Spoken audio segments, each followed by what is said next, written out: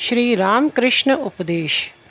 भगवान श्री रामकृष्ण देव के अंतरंग सन्यासी शिष्य स्वामी ब्रह्मानंद जी द्वारा संकलित।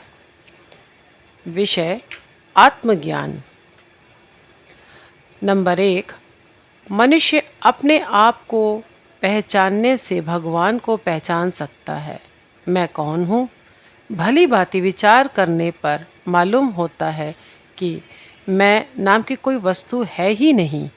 हाथ, पैर, खून, मांस इत्यादि, इनमें से मैं कौन है? जिस प्रकार प्याज का छिलका अलग करते करते छिलका ही निकलता जाता है, शेष कुछ बचता ही नहीं, उसी तरह विचार करने पर अपनत्व के नाम से कुछ भी बचा नहीं रहता।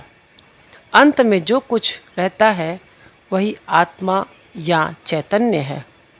अहम भाव दूर हो जाने पर भगवान के दर्शन होते हैं। नंबर 2। मैं दो तरह का होता है, एक है पक्का मैं और दूसरा कच्चा मैं।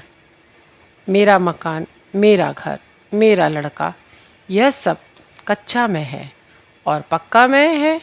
मैं उनका दास, मैं उनकी संतान और मैं वही नित्य मुक्त ज्ञान स्वरूप हूँ। नंबर 3।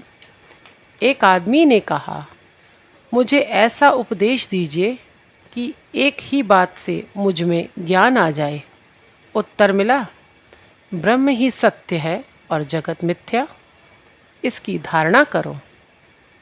नंबर 4।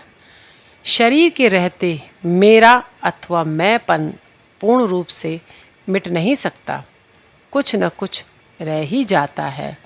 जैसे नारियल के पेड़ की शाखाएं अलग हो जाने पर भी पेड़ पर उसके निशान तो बने ही रहते हैं, परंतु यह मैंपन नाम मात्र का है और मुक्त पुरुष को बांध नहीं सकता। नंबर 5।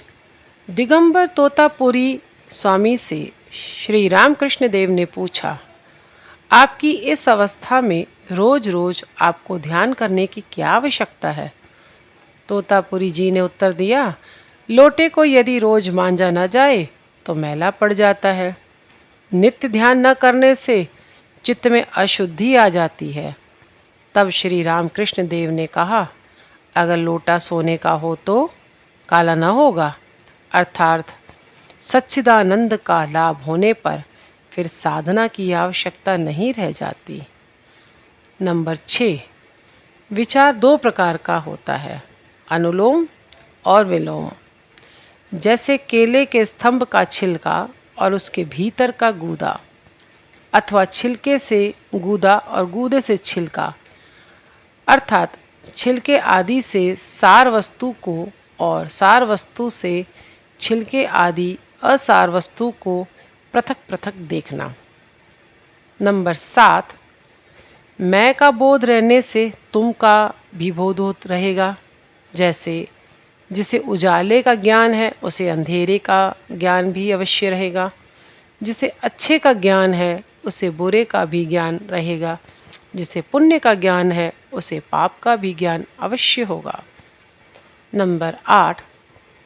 जैसे जूते पहनकर निशंक कांटों से चला जा सकता है, उसी तरह तत्व ज्ञान का आवरण पहनकर मन इस कांटेदार संसार में विचरण कर सकता है।